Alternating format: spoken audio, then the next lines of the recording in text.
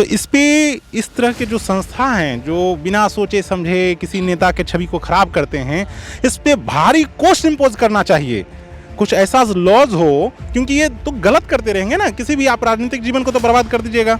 इसका सीबीआई का डायरेक्टर और ईडी का जो डायरेक्टर है, कम से कम इसको 200 से 300 करोड़ इस पे इम्पोज करना चाहिए कोस्ट, क्योंकि उनका तो आप लाइफ बर्बाद कर दिए ना। आपका क्या जाएगा? आप तो सर्विस कर रहे हैं, वो तो नेता पब्लिक लाइफ में, वो तो वोट मांगने जाएंगे।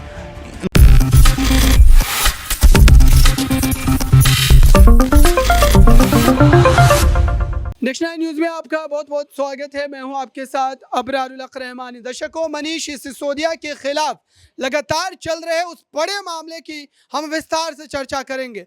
दरअसल इस समय मनीष सिसोदिया को लेकर के सभी के जहन में एक ही सवाल है, और वो सवाल ये कि क्या 200 दिनों के इतनी लंबी मुद्दत के गुजर जाने के बावजूद भी जो है ईडी सबूतों को लेकर के कोर्ट में वही राग अलाप रही है, वही प्रश्न जो है, वही घिसे पिटे जो तर्क हैं वो जजेस के सामने रखे जा रहे हैं। और इस पर सवाल ये, क्या आम आदमी पार्टी के तमाम बड़े वरिष्ठ नेताओं को लगातार एक के बाद एक जेल की काल कोठरी में इसलिए बंद किया जा रहा है ताकि इसका राजनीतिक फायदा, राजनीतिक लाभ जो है वो उठाया जा सके? ये बड़ा सवाल है दर्शकों। आप समझिए कि अगर दिल्ली की राजनीति में एमसीडी चुनाव में भारतीय जनता पार्टी की उस बादशाहत को अरविंद केजरीवाल की पार्टी उखाड़ फेंकती है, और फिर उसके बाद ये राजनीतिक माजरा आपके नज़रों के सामने आता है, और इसको अगर उस तरीके से ढकने छिपने की कोशिश की जाए कि ये मात्र ईडी अपना काम कर रही है, ये बिल्कुल भी हजम होने वाली बात नहीं है।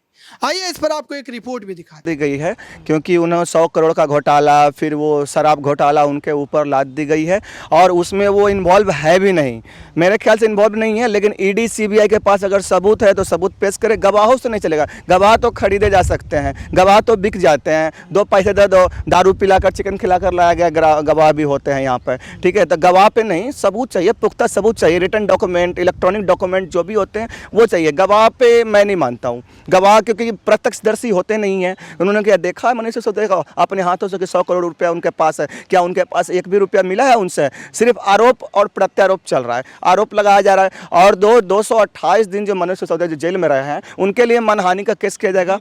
यहाँ पर देखें तो विश्वजीत ने गवाह की बात कही है कि गवाह अगर है, और यही सेम बात जो है सुप्रीम कोर्ट ने कही थी, गवाह को हम कैसे मान लें?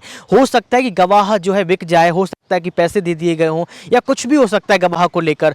आप ठोस सबूत पेश कीजिए। यहाँ पर अनुमान की बात कही है कि आप किसी को अनुमान के तहत आप जेल में रखते हैं, ये गलत है। आपको लगता नहीं सर? मेरा सवाल सेम रहेगा यहाँ पर। 228 दिन सर यहाँ पर हो गए हैं मनीष सिसोदिया को। जनता की नज़रों में यही लग रहा है कि मनीष सिसोदिया ने घोटाला किया है। इस पर कोई अभी जो है बड़ी जानकारी प्राप्त नहीं हुई है, घोटाला हुआ है कि नहीं हुआ है, क्योंकि सुप्रीम कोर्ट ने साफ तौर पर कहा है ईडी से कि आप अनुमान कैसे लगा सकते हैं, आप जो है गवाह के इतर सबूत पेश कीजिए। इसको आप कैसे देखते हैं? 228 दिन का हिसाब कैसे होगा? जैसा कि मेरे दोस्त विश्वजीत जी ने बताया कि उनका तो मतलब मानहानि हो गया, तो इस पे इस तरह के जो संस्था हैं जो बिना सोचे समझे किसी नेता के छवि को खराब करते हैं, इस पे भारी कोस्ट इम्पोज करना चाहिए। कुछ ऐसा लॉज हो, क्योंकि ये तो गलत करते रहेंगे ना, किसी भी आप राजनीतिक जीवन को तो बर्बाद कर दीजिएगा। इसका सीबीआई का डायरेक्टर और ईडी का जो डायरेक्टर है, कम से कम इसको 200 से 300 करोड़ इस पे इम्पोज करना चाहिए कोस्ट, क्योंकि उनका तो आप लाइफ बर्बाद कर दिए ना। आपका क्या जाएगा? आप तो सर्विस कर रहे हैं, वो तो नेता पब्लिक लाइफ में, वो तो वोट मांगने जाएंगे।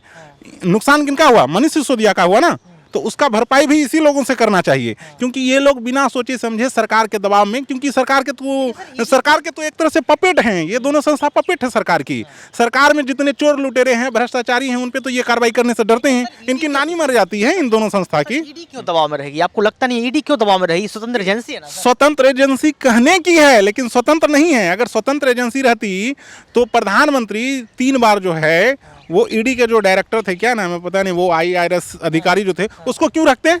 कुछ ना कुछ तो घोटालाबाजी ये दोनों मिलके कर रहा होगा, प्रधानमंत्री और ईडी का डायरेक्टर। आपको लगता है विश्वजीत जी प्रधानमंत्री क्यों घोटाले करेंगे? प्रधानमंत्री क्यों इस तरीके के? प्रधानमंत्री देश के प्रधानमंत्री हैं, सबको उनको पसंद करते हैं, और ईडी क्यों दबाव में रहेगी?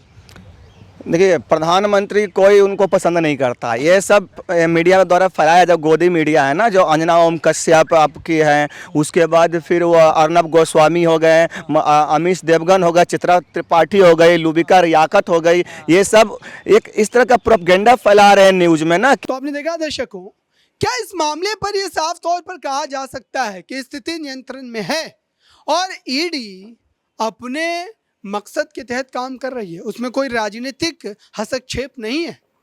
क्या पॉलिटिकल जानकारों की अगर हम बात करें दर्शकों, तो वे बिल्कुल कह रहे हैं कि इसमें कहीं ना कहीं राजनीतिक हस्तक्षेप है और इसको कहीं ना कहीं राजनीतिक रूप से भुनाने की कोशिश भी की जा रही है।